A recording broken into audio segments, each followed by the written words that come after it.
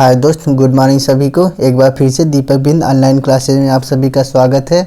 तो यह समान विज्ञान का 15वां पार्ट है। इससे पहले मैंने 14 पार्ट करा दिया हूँ। जो भी विद्यार्थी नहीं देखे हैं वे दीपक बिंद ऑनलाइन क्लासेज में जाकर देख सकते हैं। तो दोस्तों आइए हम शुरू करते हैं। क्वेश्चन नंबर पहला। तो चींटी के कितने पैर होते हैं? 6, 4, 8, 2। तो चींटी के कुल 6 पैर होते हैं। ऑप्शन नंबर ए राइट हो जाएगा। अगर दोस्तों आप सभी लोग मेरे चैनल पर नए हैं तो सब्सक्राइब कर लीजिए, जिससे मैं कोई भी वीडियो अपलोड करूं उसका नोटिफिकेशन आपके पास पहुंच जाए। तो क्वेश्चन नंबर दूसरा देखते हैं। पत्तियों का हरा रंग होने का कारण है, यानी पत्तियों का हरा रंग किसके कारण होता है? लौह की उपस्थिति में, क्लोरोफिल की उपस्थिति में, कैल्शियम की उपस्थिति में या फास्फोरस की उपस्थिति में? तो पत्तियों का हरा रंग क्लोरोफिल की उपस्थिति के कारण होता है, यानी पत्तियों का हरा रंग क्लोरोफिल के कारण होता है। ऑप्शन नंबर बी राइट हो जाएगा। और क्लोरोफिल में कौन सा तत्व पाया जाता है? तो क्लोरोफिल में मैग्नीशियम तत्व पाया जाता है। और मानव शरीर के हड्डी में कौन सा तत्व सर्वाधिक मात्रा में पाया जाता है? तो आपका कैल्शियम मानव शरीर के हड्डी में सर्वाधिक मात्रा पाया जाता है। फास्फोरस भी पाया जाता है, लेकिन कैल्शियम की अपेक्षा कम पाया जाता है। और लोहा की कमी से कौन सा रोग होता है, या आयरन की कमी से कौन सा रोग होता है? तो आयरन की कमी से हमें एनीमिया रोग होता है। एनीमिया रोग होता है किसकी कमी से? आयरन की कमी से। तो ऑप्शन नंबर बी इसका राइट हो जाएगा। तो नेक्स्ट क्वेश्चन पर चलते हैं। प्रकाश संश्लेषण में परहरित यानी क्लोरोफिल की भूमिका है। तो वेरी इंपॉर्टेंट क्वेश्चन यह बताना है। प्रकाश संश्लेषण यानी फोटोसाइंथिस में परहरित क्लोरोफिल की भूमिका है। जल का अवशोषण, प्रकाश का अवशोषण, कार्बन डाइऑक्साइड, इनमें से कोई नहीं। तो क्लोरोफिल यानी जब पौधे प्रकाश लेंगे तभी अपना भोजन बनाएंगे, यानी पत्तियां अपना भोजन किसके माध्यम से बनाते हैं? तो प्रकाश के माध्यम से, यानी प्रकाश का अवशोषण होगा तभी आपका क्लोरोफिल की भूमिका होती है। यानी प्रकाश संश्लेषण में क्लोरोफिल की भूमिका आपका प्रकाश का अवशोषण करता है। इसका ऑप्शन नंबर बी राइट हो जाएगा। और कभी कभी एग्जाम में पूछ सकता है कि पौधे का कौन सा भाग शोषण करता है? तो पत्ती करता है। और जो दोस्तों पौधे होते हैं वे कार्बन डाइऑक्साइड ग्रहण करते हैं और ऑक्सीजन छोड़ते हैं, जिससे हमें पेड़ पौधे लगाने से हमें बहुत फ़ायदा होता है और इससे पर्यावरण बहुत सुरक्षित और सेफ रहती है।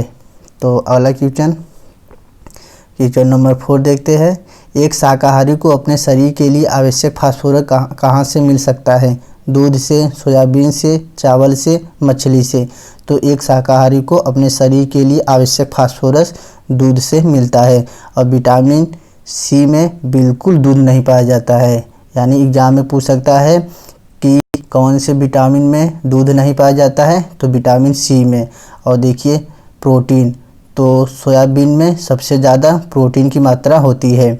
और चावल दोस्तों इसमें वसा कार्बोहाइड्रेट ज़्यादा होता है। और मछली दोस्तों, जो मछली विटामिन डी से युक्त तेल होता है वह मछली से हमें प्राप्त होता है।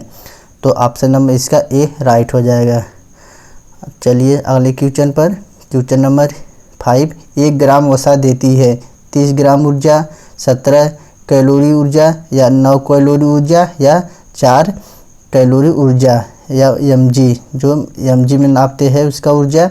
तो 1 ग्राम वसा हमें 9 कैलोरी ऊर्जा देती है। तो अगला क्वेश्चन देते हैं। Very important question. मरासमस किसकी कमी के कारण होता है? तो दोस्तों जान लीजिए, एक मरासमस होता है, एक क्वाड्रिक्योर। यह आपके प्रोटीन की कमी से बीमारी होता है। प्रोटीन की कमी से कौन सा रोग होता है? तो मरासमस और क्वाड्रिक्योर, यह आपके प्रोटीन की कमी से होता है। और खाद्य पदार्थों को हम कैलोरी से मापते हैं। और क्लोरीन जो जल को शुद्ध करने का प्रयोग करते हैं। तो दोस्तों यह सब अक्सर एग्जाम में पूछा जाता है। तो नेक्स्ट क्वेश्चन देखते हैं। क्वेश्चन नंबर 7 देखते हैं। मछली का लीवर भरपूर होता है, विटामिन ए से, विटामिन सी से, विटामिन डी से, विटामिन ई से। तो जो मछली का लीवर होता है वह विटामिन डी से प्रचुर मात्रा में विटामिन डी मिलता है, यानी मछली के लीवर से विटामिन डी प्रचुर मात्रा में मिलता है। इसका ऑप्शन नंबर सी राइट हो जाएगा। और विटामिन ए का रासायनिक नाम क्या है? तो रेटिनॉल। और कौन सा रोग होता है इसके कमी से? रतौंधी रोग। और विटामिन सी का रासायनिक नाम स्कार्बी अम्ल। और कौन सा रोग होता है? स्कर्वी रोग। और विटामिन डी का रासायनिक नाम आपका कैल्सीफेरॉल। और विटामिन डी से कमी से कौन सा रोग होता है? रिकेटस। और विटामिन ई का रासायनिक नाम आपका होता है टोकोफेरॉल। और इससे कौन सा रोग होता है विटामिन ई से? तो जनन शक्ति का कम होना विटामिन डी की कमी से होता है। तो ऑप्शन नंबर इसका डी राइट हो जाएगा। मछली के लीवर में विटामिन डी भरपूर होता है। तो नेक्स्ट क्वेश्चन, सामान्य मूत्र में विद्यमान ग्लूकोज का प्रतिशत है 0.1% या आपका 2 या 9.5% या 0%। तो समान मूत्र में विद्यमान ग्लूकोज का प्रतिशत 0.1 होता है। ऑप्शन नंबर ए राइट हो जाएगा। और मूत्र का जो पीला रंग होता है वह यूरोक्रोम के कारण होता है, कभी कभी एग्जाम में पूछ सकता है। तो नेक्स्ट क्वेश्चन देखते हैं। ऑप्थाल्मिक संबंधित है, यानी ऑप्थाल्मिक संबंधित है नाक से, मुंह से, जीभ से या आँख से। तो ऑप्थाल्मिक संबंधित आँख से होता है। इसका ऑप्शन नंबर डी राइट हो जाएगा। और इस एग्जाम में कौन पूछ सकता है? जो आँख, हाँ, आँख में दोस्तों जो एक ग्लूकोमा और ट्रैकोमा होता है वह आँख से संबंधित होता है। और आँख का कौन सा भाग दान दिया जाता है? तो कार्निया भाग दान दिया जाता है। तो यह सब भी आप लोग अच्छे से याद कर लीजिएगा। अगला क्वेश्चन देखिए, खून में कौन सा अवयव नहीं होता है? तो आरबीसी, डब्ल्यूबीसी, प्लासेंटा, प्लाज्मा। तो जो खून में दोस्तों ये प्लासेंटा है यह खून का अवयव नहीं है। ऑप्शन नंबर सी राइट हो जाएगा। आरबीसी, डब्ल्यूबीसी, प्लाज्मा यह सब आपके खून का अवयव है, लेकिन प्लासेंटा यह खून का अवयव नहीं है। नेक्स्ट क्वेश्चन देखते हैं। क्वेश्चन नंबर 11, निम्नलिखित में कौन सी स्थिति विलंबित रक्त स्कंदन की एक शर्त है? रक्तस्राव, रक्त में हीमोफीलिया, अर्ककता। तो हीमोफीलिया यह आपका नहीं है। ऑप्शन नंबर सी राइट हो जाएगा। तो बताना है इसमें निम्नलिखित में से कौन सी स्थिति विलंबित रक्त स्कंदन की एक शर्त नहीं है? तो हीमोफीलिया यह नहीं है। जो दोस्तों आपका विटामिन के का रासायनिक नाम फिलोक्विनोन होता है, इससे कमी से रक्त का धक्का न बनना। तो इससे यही संबंधित है, इससे रक्त का धक्का नहीं जमता है। तो नेक्स्ट क्वेश्चन देखते हैं। मानव शरीर में कार्बोहाइड्रेट निम्नलिखित रूप में संग्रहित रहता है? चीनी, स्टार्च, ग्लूकोज, ग्लाइकोजन में। तो जो मानव शरीर में कार्बोहाइड्रेट होते हैं वे ग्लाइकोजन के रूप में संग्रहित रहते हैं। और कार्बोहाइड्रेट ऑक्सीजन, कार्बन और हाइड्रोजन से मिलकर बने होते हैं। कौन? कार्बोहाइड्रेट्स।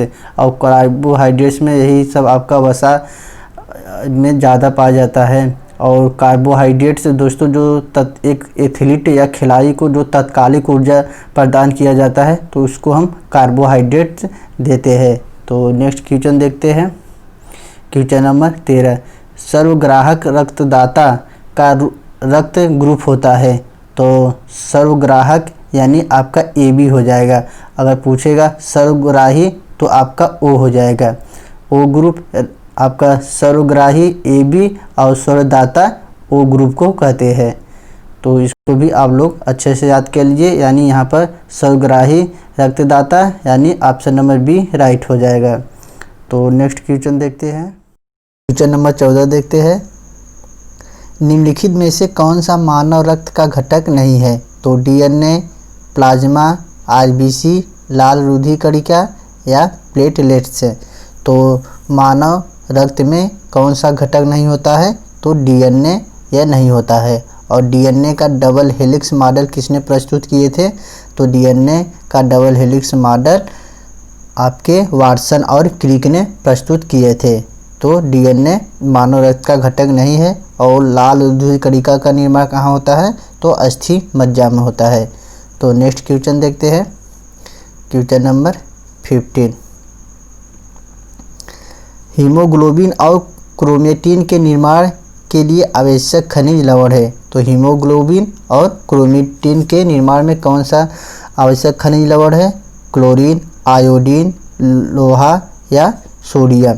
तो यह जो लोहा है यह हीमोग्लोबिन और क्रोमेटिन के निर्माण के लिए आवश्यक खनिज लवण है। ऑप्शन नंबर सी राइट हो जाएगा। और आयरन की कमी से कौन सा रोग होता है? तो आयरन की कमी से एनीमिया रोग होता है। और आयोडीन की कमी से कौन सा रोग होता है? तो आयोडीन की कमी से हमको घेंघा या गलकंड रोग होता है। एग्जाम में जो बार बार पूछा गया है यह सब क्वेश्चन। और क्लोरीन को दोस्तों हम पानी शुद्ध करने के लिए प्रयोग करते हैं। किसको? क्लोरीन को। तो इसको भी आप लोग अच्छे से याद कर लीजिएगा। तो नेक्स्ट क्वेश्चन देखते हैं, क्वेश्चन नंबर 16। भोजन में शर्करा की जांच किसे डालकर की जाती है? आयोडीन, HCl डालकर, बेनिडिक्ट्स घोल या ईथर। तो भोजन में शर्करा की जांच करने के लिए हम आयोडीन डालकर चेक करते हैं। तो इसका ऑप्शन नंबर ए राइट हो जाएगा। जो किसी भी हम भोज्य पदार्थ को खाने के लिए आयोडीन या नमक डालकर चेक करते हैं कि देखते हैं कि कितना स्वादिष्ट है कितना नहीं। तो वही आपसे पूछा गया है कि ऑप्शन नंबर ए राइट हो जाएगा। और आयोडीन की कमी से घेंघा या गलकंड रोग होता है। तो नेक्स्ट क्वेश्चन देखते हैं, 17। बीजों का सर्वोत्तम संरक्षण होता है। तो बताना है बीजों का सर्वोत्तम संरक्षण होता है ठंडी और आर्द्र परिस्थितियों में, गर्म और शुष्क परिस्थितियों में, ठंडी और शुष्क परिस्थितियों में, गर्म और आर्द्र परिस्थितियों में। तो यह जो ठंडी और शुष्क परिस्थितियों में, यह ऑप्शन नंबर सी राइट हो जाएगा।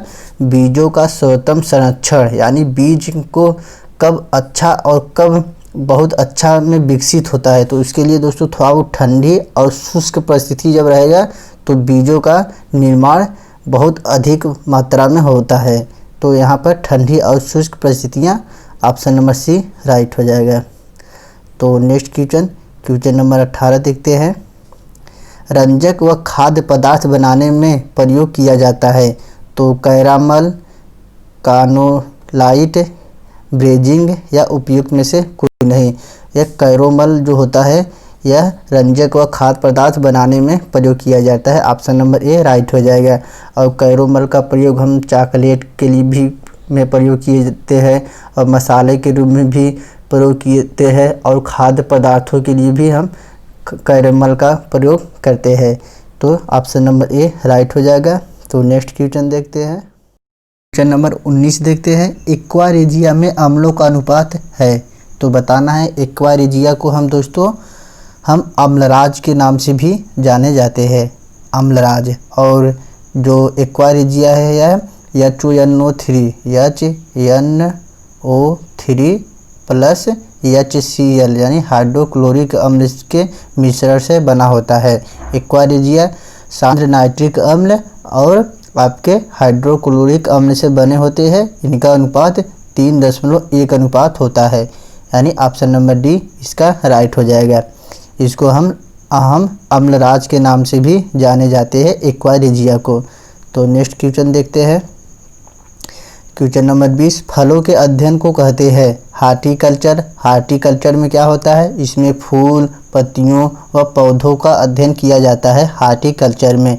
और यह पोमोलॉजी में आपके फलों का अध्ययन करते हैं। ऑप्शन नंबर सी राइट हो जाएगा। फलों के अध्ययन को हम पोमोलॉजी कहते हैं। और फ्रेनोलॉजी को हम क्या कहते हैं? फ्रेनोलॉजी में हम मस्तिष्क या खोपड़ी का अध्ययन करते हैं। यानी फ्रेनोलॉजी में खोपड़ियों का अध्ययन करते हैं। तो नेक्स्ट क्वेश्चन देखते हैं, हाइड्रोफोबिया बीमारी होती है। तो किसके से हाइड्रोफोबिया बीमारी होती है? हाइड्रोफोबिया कुत्ते के काटने से ज़्यादा बीमारी होती है। या रेबीज और हाइड्रोफोबिया एक ही है दोस्तों। रेबीज हाइड्रोफोबिया बीमारी होती है रेबीज किसके कारण होती है? कुत्ते के काटने से रेबीज या हाइड्रोफोबिया रोग होती है। और खसरा या विषाणु के कारण होता है, क्षय रोग या जीवाणु के कारण होता है, मलेरिया या आपके प्रोटोजोआ से कारण होता है। तो इसको भी आप लोग याद कर लीजिए। इसका ऑप्शन नंबर सी राइट हो जाएगा। अगला क्वेश्चन नंबर 22, एक्यूपंक्चर में अधिक प्रचलित है, भारत, अमेरिका, चीन, जर्मनी। तो एक्यूपंक्चर एक चीन की बीमारी है या चीन का रोग है। तो इसका ऑप्शन नंबर सी राइट हो जाएगा। अब देखते हैं क्वेश्चन नंबर 23 है, कैंसर अस्थि मज्जा के कौन से, देखिए फिर से जूम थोड़ा कर दें, कैंसर अस्थि मज्जा के कौन से भाग को प्रभावित करता है। बहुत इम्पॉर्टेंट है। ट्यूकोमिया, ल्यूकेमिया, फीकोमिया या ग्लूकोमिया। तो कैंसर अस्थि मज्जा के कौन से भाग को प्रभावित करते हैं, या ल्यूकेमिया के भाग को प्रभावित करते हैं। ऑप्शन नंबर बी राइट हो जाएगा। और कैंसर के अध्ययन को क्या कहते हैं, ओंकोलॉजी हम कैंसर के अध्ययन को कहते हैं। अगला क्वेश्चन देखते हैं क्वेश्चन नंबर 24, किसके इलाज में कीमोथेरेपी का उपयोग किया जाता है। तो बताना है कीमोथेरेपी का प्रयोग किसके इलाज में किया जाता है, कैंसर, ट्यूबरकुलोसिस, हेपेटाइटिस या आर्थराइटिस। तो कीमोथेरेपी में हम कैंसर का अध्ययन करते हैं। ऑप्शन नंबर ए राइट हो जाएगा। कैंसर के अध्ययन को हम ओंकोलॉजी कहते हैं। ट्यूमर भी दोस्तों एक कैंसर की बीमारी है जो मस्तिष्क में पाया जाता है। और ट्यूबरकुलोसिस यह दोस्तों टीबी है। टीबी समझ लीजिए है, टीबी यानी ट्यूबरकुलोसिस यानी आपके यह टीबी की बीमारी है। और टीबी से का तो क्वेश्चन पूछ सकता है, आपके से क्या पूछ सकता है कि ट्यूबरकुलोसिस यानी टीबी रिसर्च सेंटर यानी ट्यूबरकुलोसिस रिसर्च सेंटर कहाँ पर स्थित है। तो यह आपके चेन्नई में स्थित है। यानी ट्यूबरकुलोसिस रिसर्च सेंटर कहाँ पर स्थित है, चेन्नई में। यह एग्जाम में पूछा जाता है। तो इसका ऑप्शन नंबर ए राइट हो जाएगा। यानी आपका ट्यूबरकुलोसिस रिसर्च सेंटर कहाँ पर स्थित है, तो चेन्नई में। तो अगला क्वेश्चन नंबर 25, गैसोहाल पर्यावरण मित्र ईंधन है जो मिश्रण से बनता है। यानी गैसोहाल पर्यावरण किसके मिश्रण से बनता है, तो बताना है आप सभी को। तो पेट्रोल तथा डीजल, पेट्रोल तथा इथेनॉल या आपका डीजल तथा इथेनॉल। तो यह डीजल तथा इथेनॉल के मिश्रण से गैसोहाल पर्यावरण के मित्र ईंधन है। यानी डीजल और इथेनॉल यहाँ भरा जाएगा। तो दोस्तों उम्मीद करता हूँ 25 क्वेश्चन आप लोगों को अच्छा लगा होगा। अगर दोस्तों अच्छा लगा होगा तो प्लीज़ लाइक, सब्सक्राइब और शेयर अवश्य कीजिए। और दोस्तों वीडियो देखने के लिए बहुत बहुत धन्यवाद।